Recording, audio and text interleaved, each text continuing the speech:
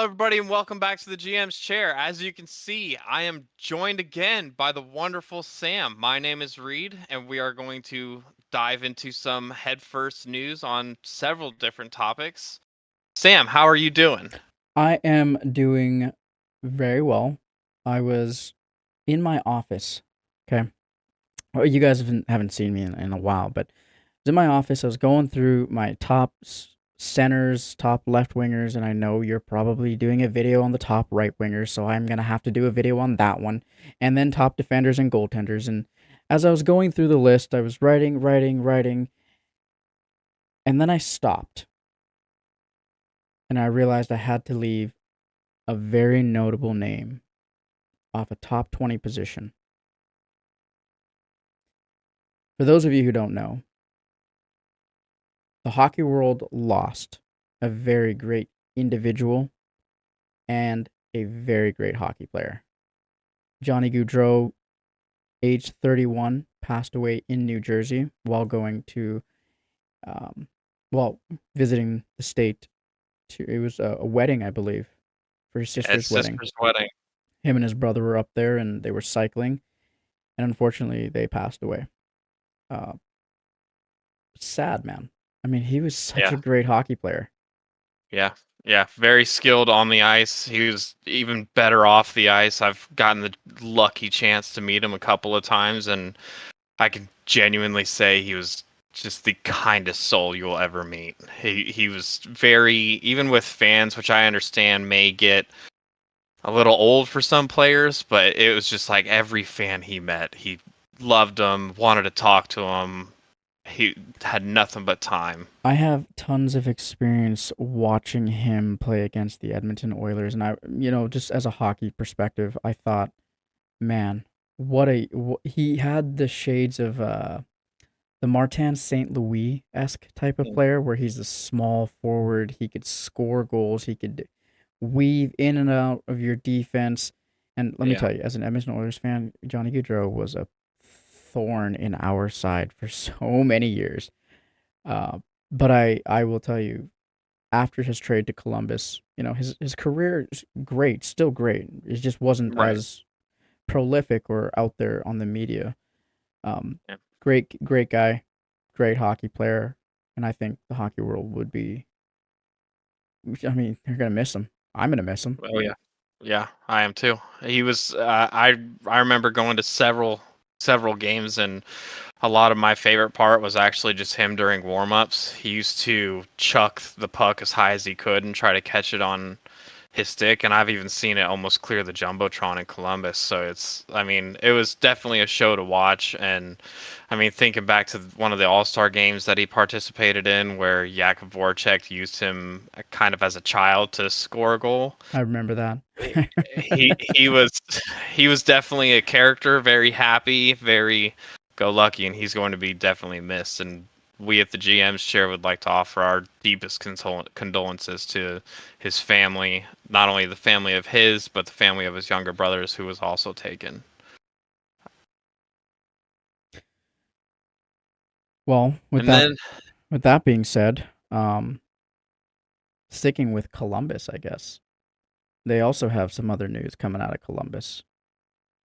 yeah, yeah, Patrik Laine has, as everybody probably can guess by now, has been traded to Montreal. He had asked out of Columbus a while back when he was in the player retention program. He goes to Montreal in trade for Jordan Harris. Columbus sent Laine and a second round pick for Jordan Harris, which, looking at it financially from Columbus, I think it's a rather good trade. They got rid of $7.3 million off of their roster in exchange for Jordan Harris, who's a young, I would say, up and coming defenseman. I don't see this as a bad trade. I see it as probably a win-win for both. Maybe not a win for Montreal, because they're going to have to take on that cap, which is worrisome, especially with his injury problems that has had. But I'm curious, as somebody who's not a fan of Columbus, and well, if you're a fan of hockey, You just make it not. seem like I just outright hate Columbus. Look, I will No, say no, this. no. I will say this. The trade overall, Columbus did an amazing job by getting rid of the salary just outright. Yeah, yes, they had to attach a pick to it. Uh, it's the price to pay, especially with the salary that he had. It was the price to pay. Right. I feel the brunt of that trade, the what's the word I'm looking for? Like the biggest part. The biggest risk of that trade is actually Patrik Laine going to Montreal. Yep. Because I mean, look, great player. I respected his game. I still respect his game, but he hasn't played in a while. No. There's no guarantee he's going to get 20 to 30 goals coming back, learning a new system. Look, I am rooting for the guy. I hope he gets 40 goals this next season. But does he have rust on him? Is he going to be as productive as he was before? Yeah, and that's kind of where I've been too, is because not only was he in the player retention program, but even before he even went into the program, he was hurt for, I think, a month or two before he even went into the program. And looking back on it, just every season with Columbus, he didn't have a full healthy season. So Montreal betting on him having a healthy season, enough to take 7.3 million on their cap space, to me is as you said, it's a big risk. And it just especially when you're it just didn't work in Columbus because he didn't have the same touch that he had in Winnipeg. No, he did not. So he's going back to the Canadian market now. Yeah, and you could see when he was playing in Columbus, there was a lot of he just didn't look like he was having fun. Yeah, which he's a competitor, right? He's in the NHL. Obviously, he's at the top of his class, and even in the NHL, I would put him very high up on potential and skill in the league. So I understand that like he could have a bounce back season, but I think in Columbus he got tired of losing. Which, so, for those of you who are watching and are fans, this might be a prequel into another video. Would you say Patrik Laine is in a top 20 position? I think he could be. I don't know that he's going to be on my list. You're going to have to stick around and find out when we make our list. I got to see that list. I think this is good. I think our top 20 right wingers for each of us are going to be very interesting. And I think there's going to be curveballs from both of us that other people may not expect. So where does Patrik Laine play now in Montreal? Is he first line? Is he second line? I don't know. Because if he's second line, here, let's. I'm gonna look it up right now. While we're doing this, you have to think. Are you gonna put somebody who's not guaranteed to play the full season on your first line? I wouldn't even say not guaranteed. I would just say there's a pattern of not playing the entire season. At least he didn't in Columbus, and he was on Columbus's first line. So they have Patrik Laine situated at second line, next to Kirby Dach and Alex Newhook. Their first line is Cole Caulfield and Nick Suzuki and Slavkovsky. Man, they have a full team of names I just can't pronounce. Slavkovsky. Yeah, I don't think Patrik breaks that line, honestly. He just stays on the second line now. Yep, I don't see him being first line in Montreal. Not with those top three. There's no way. So, I do think that this is a huge addition. Oh yeah, for Montreal to get him on their second line. I think that is massive for them. It's just, to me, like you said, it's a huge risk because can he get you into the playoffs? Not by himself, but they have a good goalie now. They have great offense. They have a great offense. Yeah. Their goaltender. I mean, both their goalies. I'm gonna be honest with you. I don't. They are fully offense. So this is why I think the risk was on Montreal. I think with this trade, they just tried to make hockey exciting in Montreal. Yeah. Yeah, I can see that too. They had no reason to add more offense to this team. They, if No. anything, they needed to get a goaltender or they needed to get a defender, which they subsequently traded Yeah. to get Two. Patrik Laine. Exactly. So it's like, yeah, I can see what you're saying because he brings a name to Montreal. He brings a name to Montreal, and it's purely offense here, which is crazy. I mean, if it works, it works. The Oilers have done that for several years where they just stack offense and have terrible defense. But I think what's important, yes, they get that second round pick, so that's going to be crucial. They take on $7 million, almost $8 million contract in Yeah. hopes that Patrik Laine returns to form. And what does And Columbus I get? Columbus gets what? A very good defender, actually. very good, and he's young. A He's young. very, very young. So they have enough time, especially under Don Waddell and Dean Evason. They have time to build him. I will I say think this. Columbus. Honestly, I think Columbus walked out of this trade the winner. Columbus definitely walked out the winner, in my opinion. They literally took no risk from this trade. Yeah. Yep. None. And I believe in one of our first episodes, me and you had discussed Patrik Laine getting traded. Yes, we have. I even And discussed in it there, to Edmonton. yeah, and in our first, yes, you made that video. In one of our first videos, we had discussed about how if anybody was going to trade for Laine, Columbus was going to have to retain. I think we said between 25 to 50% of his salary. Yeah, I was guessing at least minimum 50%.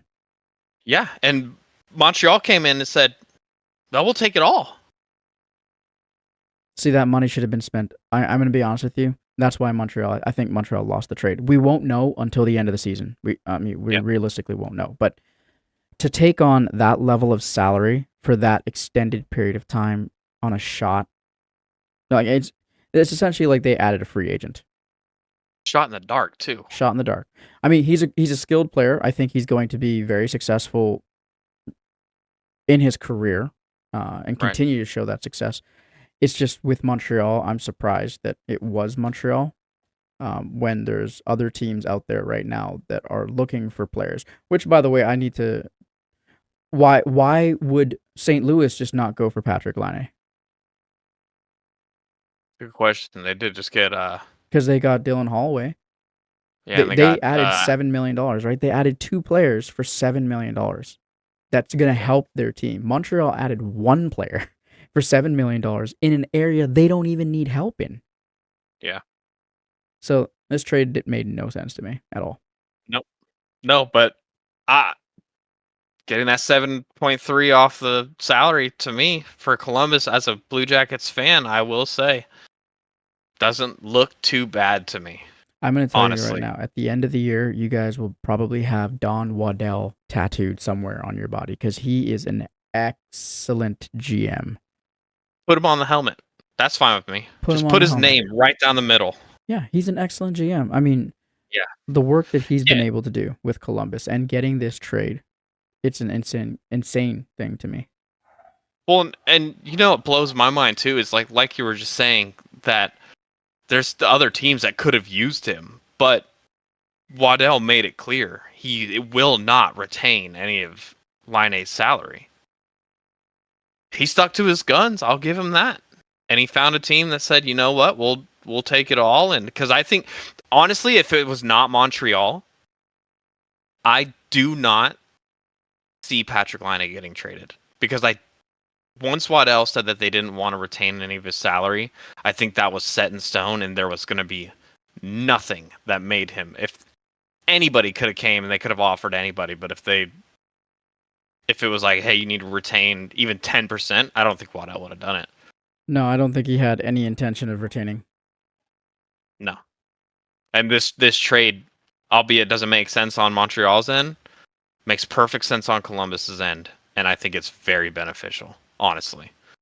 Very happy for this trade. Happy to see Patrik Laine. Hopefully his career does resume and go, up and to the right, but I'm hoping. I mean, So it just doesn't I'll make tell you this sense right for now. Montreal. Patrik Laine, 22 goals this season. Okay. I could see 22. I could see 22. That was my dog barking in the background. I don't know if you heard that. I did. Somebody rang the doorbell and she went nuts. But yeah, 22 goals. That's what I'm gonna I think predict. 22 is reasonable. I think, but you know what? If he plays more than, let's say, if he plays more than half a season, I would be impressed. 22 Because goals. he seems so. I mean, he is very big, but like almost not in like a scary. He's not like a Chara. He's not like a Cider. He's not. I He's mean, he not doesn't big play. and He doesn't play intimidating. physical. He doesn't play physical. No, and he's very. I don't want to say delicate, but I don't have much of another word. He just seems delicate. He seems like he gets hit. I mean, there was the hit against him in when he played for Winnipeg when he was a rookie that he just got stoned and was then. That's just I think the word you're looking for here is he's somewhat injury prone. yeah. Yeah, he's more susceptible to injuries. If he can play at least half the season, which I think he 20. will, Hopefully. which I think he will. I think he'll play at least half the season. He should end up with 22 goals. Now, if Montreal makes it even into the playoffs, now it could be a little bit more deadly. Yeah. Because then he could do some damage in the playoffs. But I don't think Yeah. he's been in the playoffs. He hasn't sniffed the playoffs since he's left Winnipeg. No, he hasn't because Columbus has been bottom tier team since he got there. He's due. Not saying don't mistake that. Not you, Sam, but you viewers, don't mistake that as me saying that Patrik Laine was a cancer in Columbus. I don't want that to be attached to this, but I will say that since he was in Columbus, Columbus as a whole team has just really not gelled, and they weren't sniffing the playoffs. I don't think they will this year either. Who knows? I mean, the new coach, Columbus has taken over the news this entire offseason. I'm just letting you know that right now. In good ways and in bad ways. Yep. So they also have a new coach. So yeah, they essentially tore down the entirety of the organization and just said, you know what, starting brand new. GM, coach, gone. Change Patrik the Laine, culture. gone. Everything is changing now. Yep. Well, changes happen, not only in Columbus. Our first two topics were about Columbus, but now we can talk about the changes that are outside of Columbus. One big change, if you saw, was Carolina figured out the Seth Jarvis situation. They got him for an 8-year contract extension. He scored 67 points. Okay, and his contract is a $63.2 million contract with $29.24 million comes in signing bonuses. Yep. And me and you were talking about this before we started recording this video because we were wondering how does Carolina have the money to do this? And after doing a little bit of digging, we found that they're deferring payments until after his time. Are they really? Hang on. It was 63.2 million, right? Divided by 8 years. So that should be an average of $7.9 million per year. Wild guess. But 29.24 of this comes in signing bonuses. Yep. And they're deferring it. They're deferring it to, I believe, the next 7 years is what I read. So essentially, he's being paid $4.2 million per year. Correct. That's his cap hit. Yep.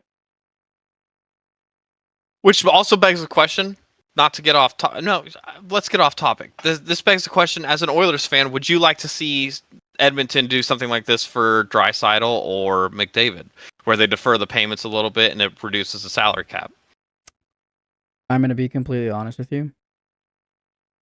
It's the business side of the game. Yep. As an Oilers fan, I want to keep every star player that we can have. But the numbers game is going to catch up. You can Yeah. only sign players within a cap for so many years, however it's deemed, right? Right. I grew up with the eventuality that some of the star players that we have would leave. Wayne Gretzky, traded. Plus, we got $5 million back. Mark Messier, gone. Yari Curry, the list goes down. Ryan, you can go all the way back to even the early 2000s. Ryan Smith, Doug Wade, Mhm. Bill Guerin, all these names. I wish we could keep star players and we would have dynasty teams year in, year out. But the nature of it is it's a business.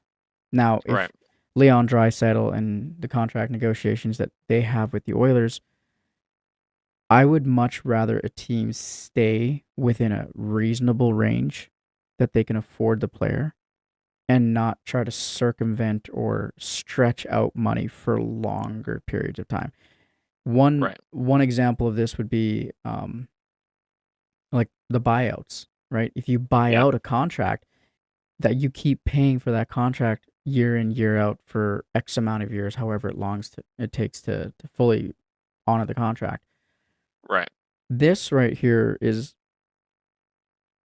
essentially they're paying him $7.9 million off that books.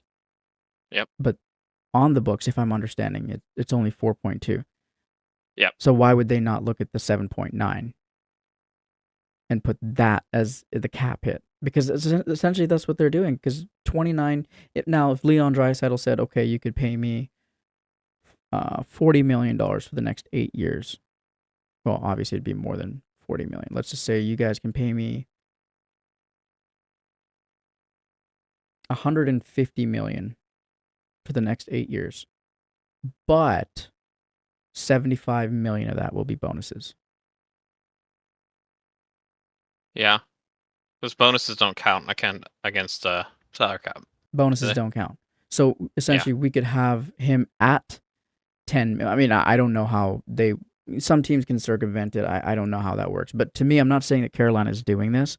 It's just I'm trying to understand if he has $29 million in signing bonuses, and from my understanding, they don't count towards the cap. Then Right.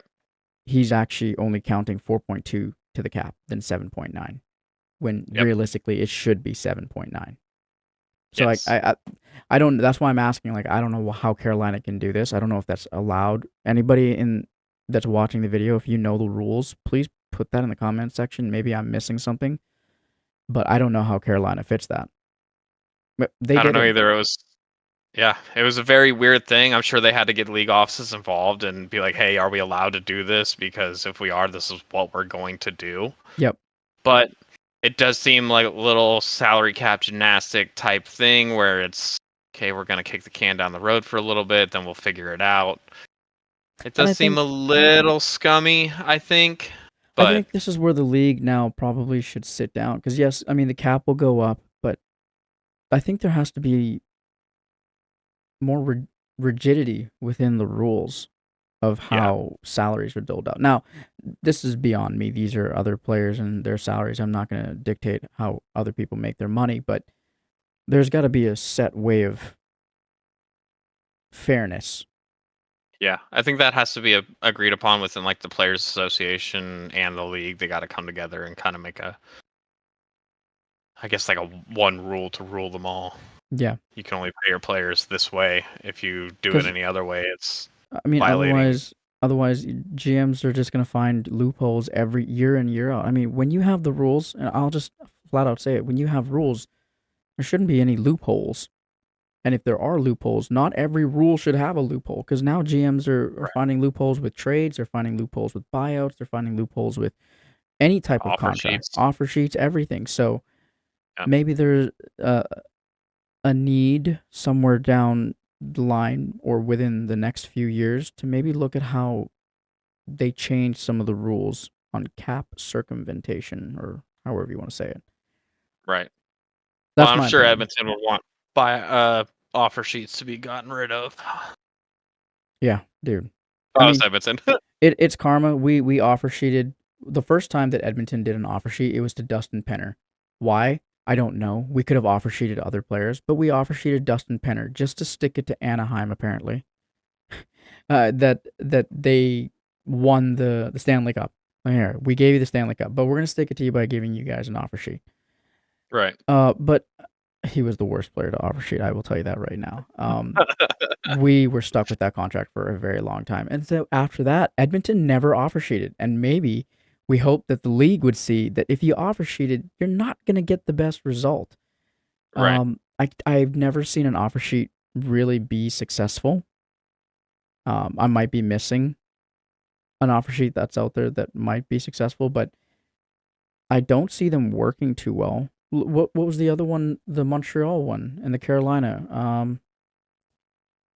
Kotkaniemi, he was offer sheeted, Yeah, from Carolina. He was playing on Montreal and went to Carolina. Yep. right? And after that, I they've been last couple deadlines have been thinking about trading him because his yeah. cap hit.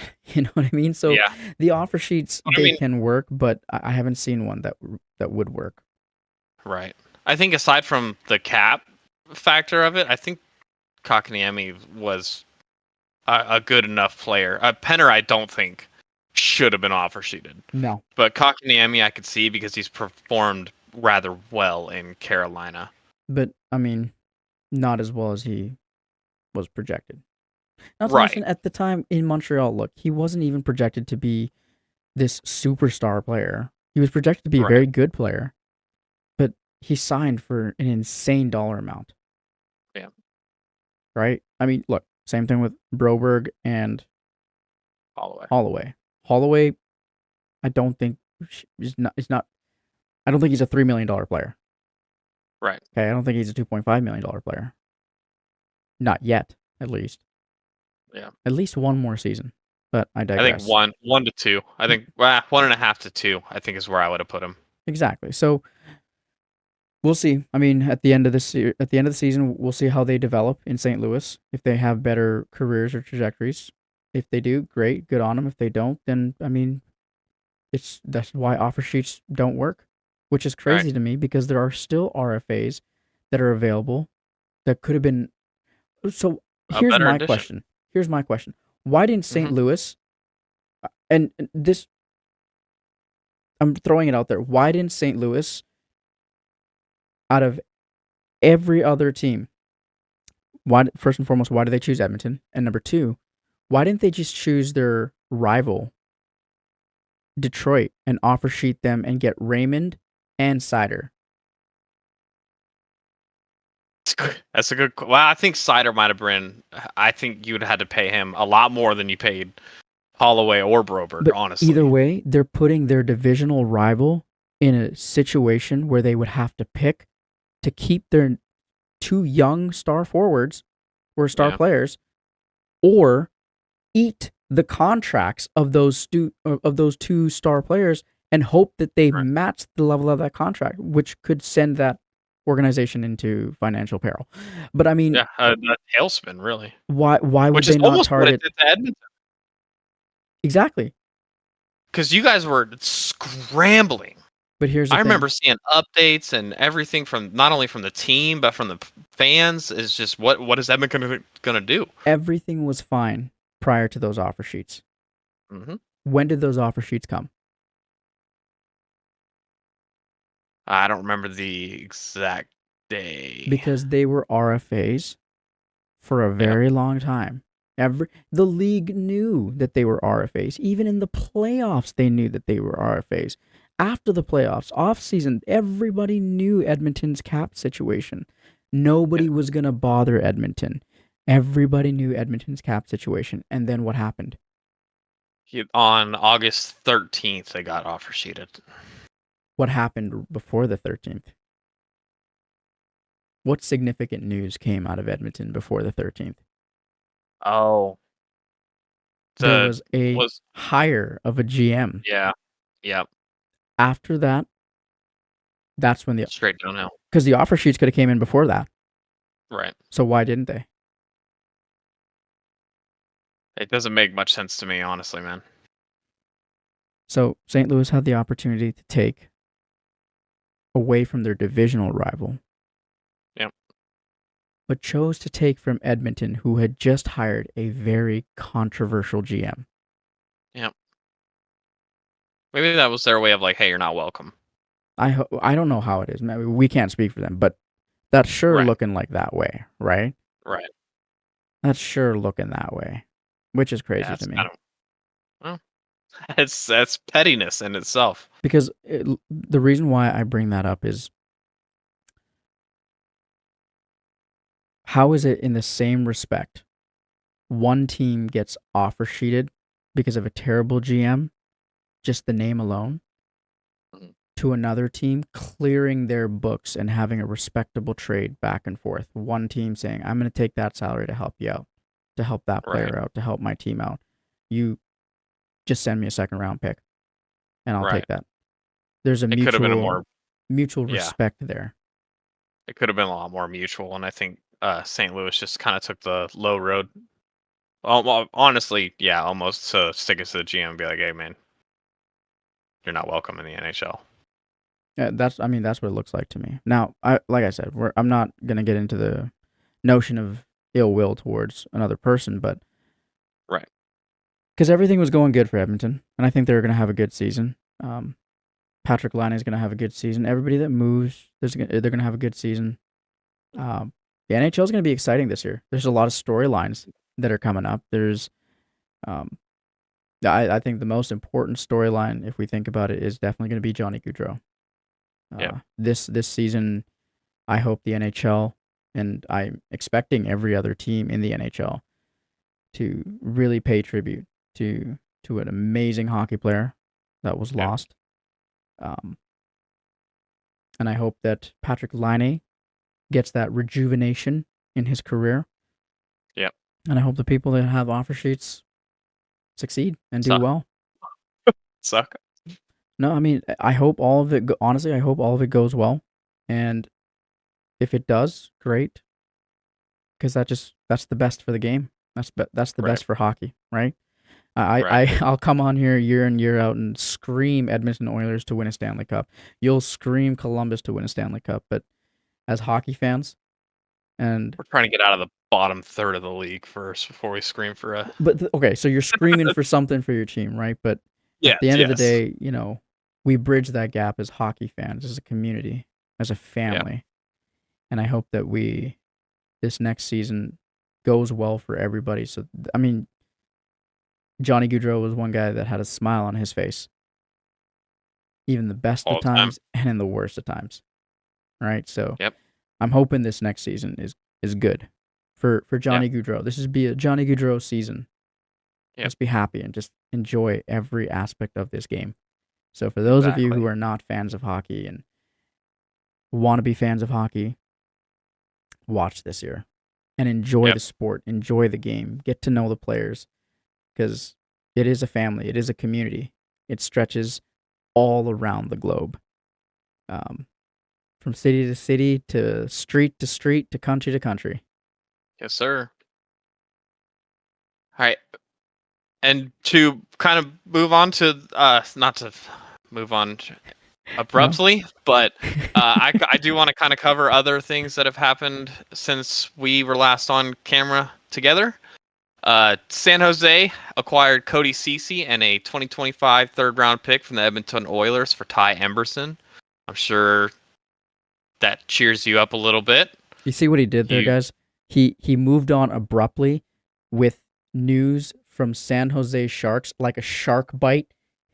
Had to cut oh right into me as an Oilers fan for that CC trade, like a shark bite. I love what you did there, Reed. That was fantastic.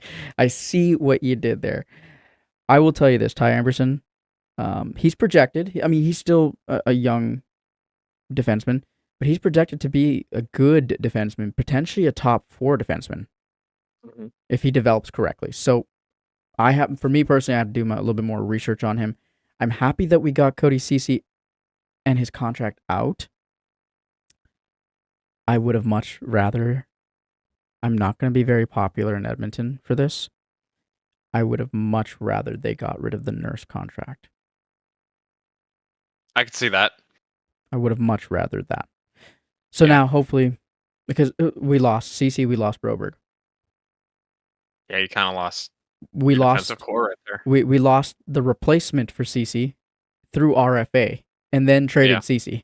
So what was the spot for Broberg is a spot for nobody now. So maybe Emerson can come in there, fill in the shoes, or whatever defenseman. They're looking at Tyson Barrie, Justin Schultz, Kevin Shattenkirk. There's still notable right-hand shot defensemen out there that the Oilers are looking for, but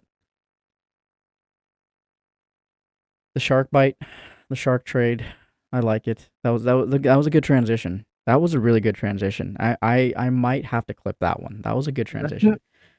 Well, let's go ahead and keep it in Edmonton then, shall we? Please don't. On August 20th, Edmonton acquired Paul Fisher and a 2028 third-round pick from the St. Louis Blues for a future consideration. How does that make you feel over there in Edmonton? I don't know how Edmonton feels about that, but I will tell you how I feel about that. How is it that within a week of St. Louis offer sheeting two of our players, subsequently trade assets to us? How does that work? I have no idea. August 20th was the day that Edmonton had to match the contracts for Broberg and Holloway. And on the day that they matched, they acquired Paul Fisher. It makes no sense to me. They got a pick and they got Paul Fisher, but So, in replace for go over that. What did St. Louis get in that? on that whole day, they got Philip Broberg, they got Dylan Holloway, future considerations, and Edmonton got Paul Fisher, 2028 third round picks, a 2025 second round pick, and a 2025 third round pick. So essentially, you got rid of two players for one player and 3 picks. Exactly. One player, 3 picks. Yep. And we got rid of 2 of them. 3. Yep. If I'm Cody Ceci was gone, we shipped him out. So we. I don't know how I feel about it. I'm going to tell you right now. The St. Louis situation. No, I'm not even going to blame St. Louis. It's the hiring of our GM. Yep. That's when it went south. Because we had a great offseason. Yeah. Free agency, we had a phenomenal offseason. Yeah, we talked about it in episode 1. We'll see how this season goes. I hope everything goes to plan. And I hope the Oilers get to the Stanley Cup final again. That's what I'm hoping for. Nice to see. I need McDavid to win one, honestly. I just need to see it. I hope. You need it. You know what I would really actually like to see? I'd like to see Leon Draisaitl play out this year with the Edmonton Oilers, win a Stanley Cup, and then sign a contract. Oh. Yeah, I feel like that'd be probably the better way to go. But you win a Stanley Cup, your contract's going to be even bigger, no? That's what I'm saying. Like, sign a 1-year deal. Because at least that way, with McDavid, you guys run it back 1 year. Both you and McDavid's contract will be up next year. Okay, but then we also have to worry about Evan Bouchard. Why not have all the contracts together? Right. Just push it down the line. Sign 1 year, and we'll push it down the line. You'll get that big salary, but let's let some of these younger or older contracts age out. We'll have more cap space. Money goes up. We'll get you in. Just sign the 1 years. Right. And then that way you can also gauge whether the team is successful or not. Like every other team should do. You got to gauge how successful your team is year in, year out, what pieces you have to make. Or shift out, right? Same thing with Columbus, what they did. Yep. So who knows? All right. Moving on to the next one. We're going to go to Pittsburgh. I don't know if you're ready for this. Ready.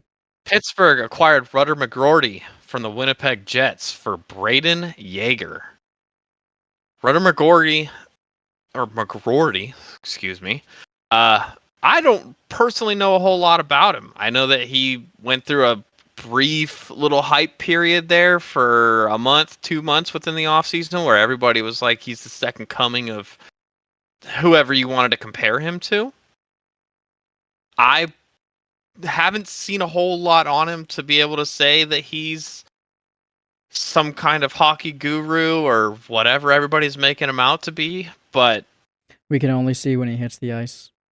yep, and that's kind of where I'm at with him. It's just I don't need him going to the fucking Metro, man.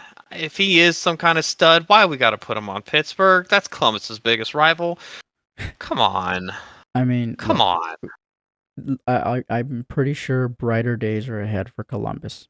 Sidney Not as long Crosby's as contract is aging. Sidney Crosby himself is aging. Okay, it did show Malkin. last year. Okay, well, okay. He might not even play in Pittsburgh this year. Okay, Ah, he might go to a different team. I don't think that. Evgeny Malkin is not. He's He's losing his step. No, I yeah, mean he's losing his step, but I mean he's still a great player. right, It's not like you're going up against the young Crosby, Malkin, Letang combination and Carlson, right? right. Those contracts are all aging out. Yeah, So Pittsburgh is not going to have, well, unless management does something to protect its future by essentially this trade.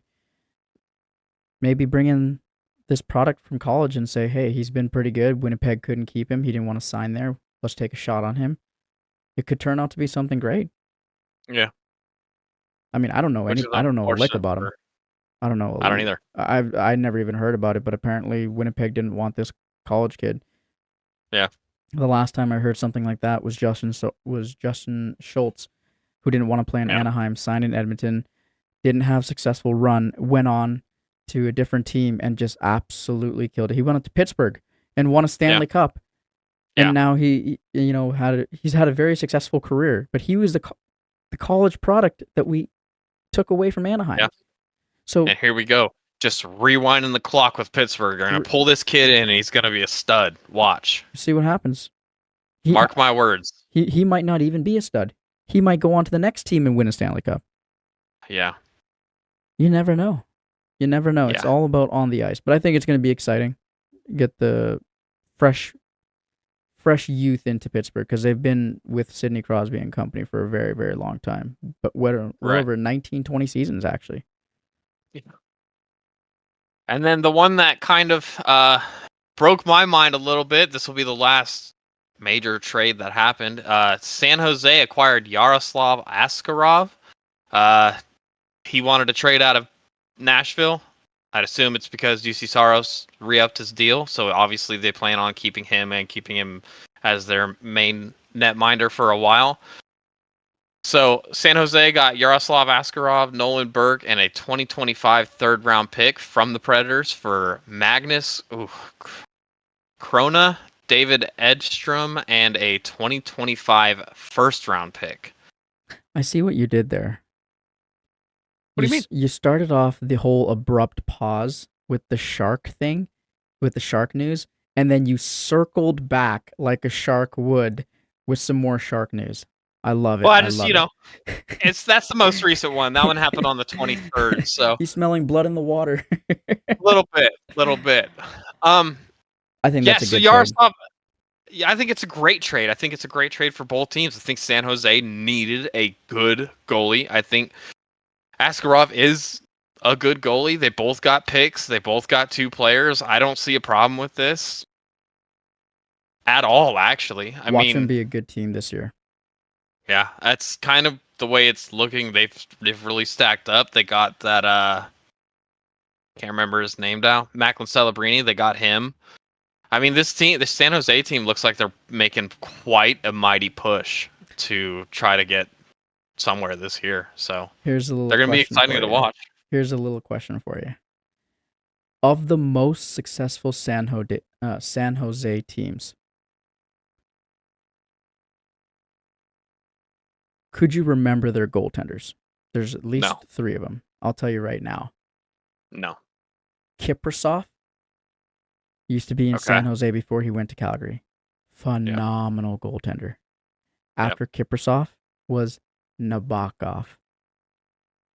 who Yep. made San Jose very good. They Right. haven't had a goaltender. Now they have a Skarov, Yeah. who is like no knock on UC Saros, but he was in a position to almost dethrone UC Yep. Saros, and UC Saros is a good goalie. Yeah, because wasn't it last year that Saros was actually on the trade block for a Yeah, pretty healthy amount of the season because they didn't see the potential in him. I wonder what changed their mind. Do you think it's because they made it to the playoffs and he did end up bouncing back, possibly from being on the trade block? Or honestly, I think it's probably it's a mental thing. I think it's a oh, so mental thing because like sometimes hockey players will check in at certain times of the season. Sometimes they won't check in, right? Sometimes they'll be on right, coaster mode, or they cruise into the playoffs. But there's right, some times where a goaltender kind of focuses in, locks in, and goes, "Okay, I'm reading everything now. Everything's clicking. I'm seeing everything. Maybe the defense is playing better. They're buying into the system a little bit more." I think that's what it is. UC Saros's play was good, but I think when you had Pekka Rinne before, right. That's what makes it hard. it makes it harder because like That's UC Saros big is shoes good, to but fill. if I were to put these three goaltenders up in their prime, Pekka Rinne is He's still probably number my one. yeah, and I would probably put Askarov too. I think he's still in his prime, honestly. I mean, Askarov is just starting out. I think he's going to make San Jose very very good team. They're not Yeah. they're now they're probably not going to be high up in the standings, but they're going to get some pretty exciting wins. Yeah, and I think it's going to be somebody that other teams are going to have to look at and say, like, listen, their win and loss record doesn't mean anything. This is a good team. Exactly. Exactly. I mean, we should always respect every team that way. I agree. Yeah, yeah, I agree. They're professionals for a reason.